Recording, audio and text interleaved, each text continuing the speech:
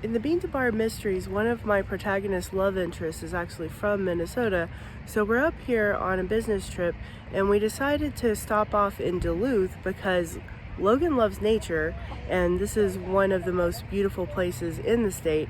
So we're here at Lake Superior on the bank, just kind of scoping it out because I've never been up here before. The water just looks so peaceful and it's such a clear and lovely day.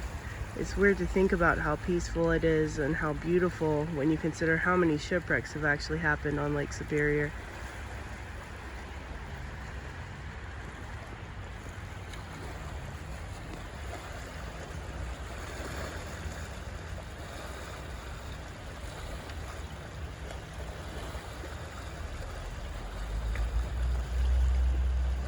A lot of wildlife out here, including that squirrel.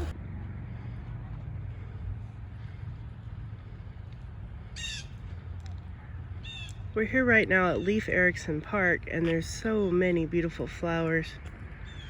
And today there's a butterfly.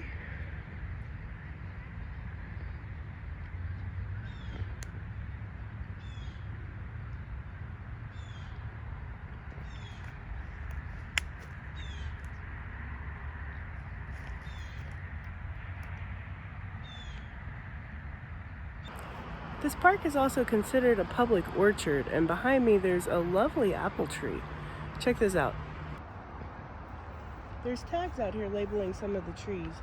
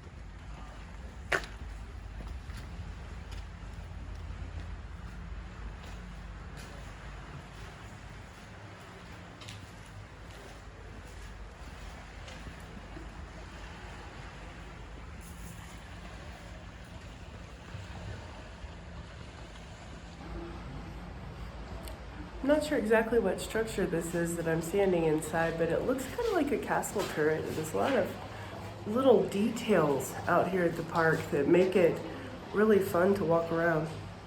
I'm here at Lake Place Image Wall, which details the maritime history of Duluth.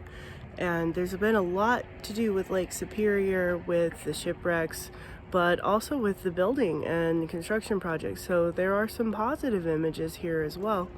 This is bringing us to the lift bridge, which is one of the big landmarks, and we can actually see that.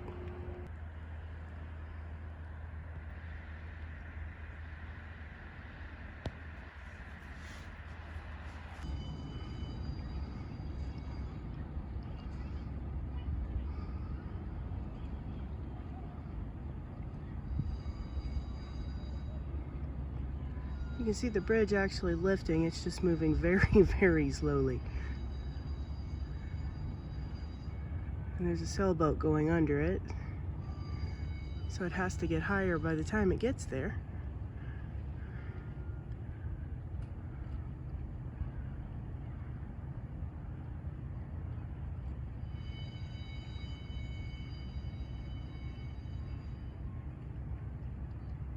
And the sailboat just cleared it.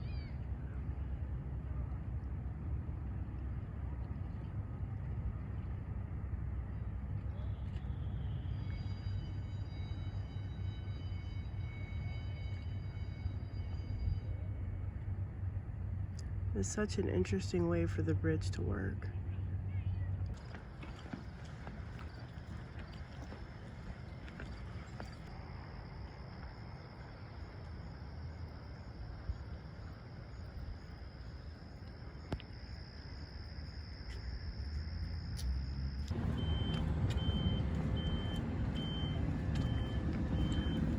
We're going to take a cruise of the harbor on the boat that's straight ahead of us.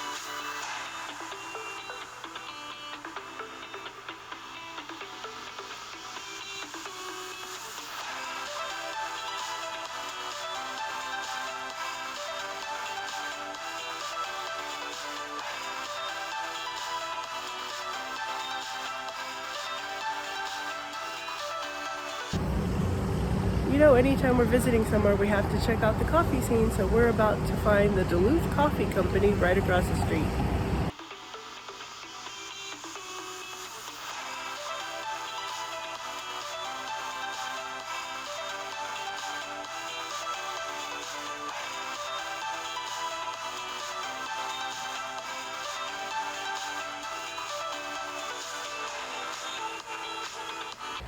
When we were preparing for this trip, we saw a number of videos about people finding agates on the shore of Lake Superior, and there are a ton of rocks out here, so it actually makes sense why they were all looking through them.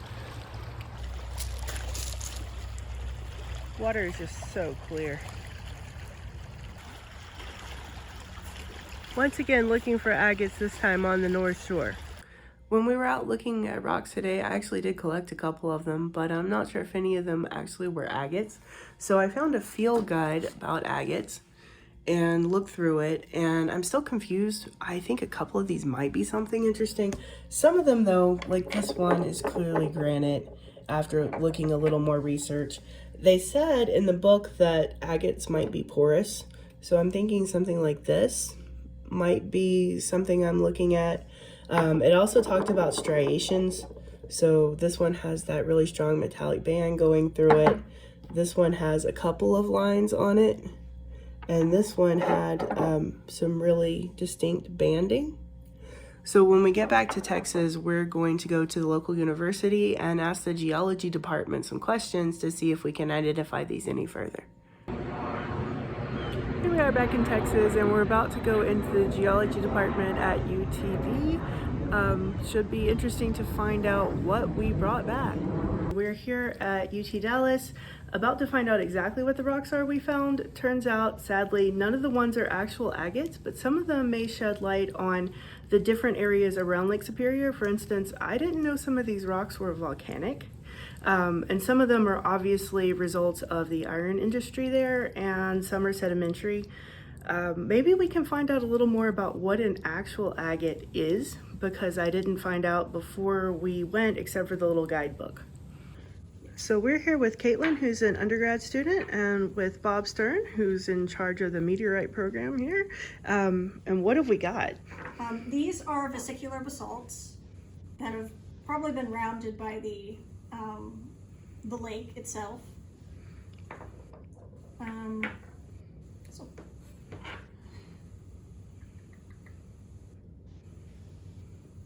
looks sort of like a granite.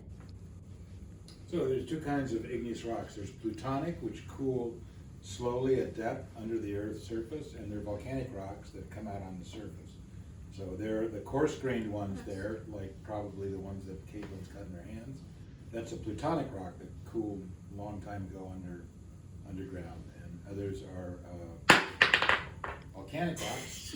So you know, the Lake Superior region is where some very interesting volcanic and other kinds of igneous processes were going on about 1.1 billion years ago. And it's been uplifted and eroded. There's a big copper and I believe iron mining in the region in these kinds of rocks, and I don't see any agate. You know? Okay. Yeah, It's always a good idea to know what you're looking for before you go rock. There is definitely no agate in here. No, some of these are magnetic though. Do you think some of them might be slag from the ore processing?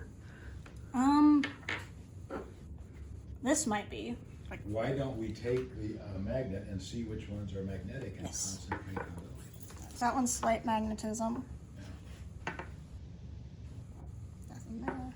Slight magnetism there. Nothing. Okay. That one's magnetic. There we got a magnetic copy. That one's got a little bit of magnetism. That's Very faint. Very magnetic ones. That Put them one. in one pile. Sticking. You gotta pick up with a magnet. That one's sticking.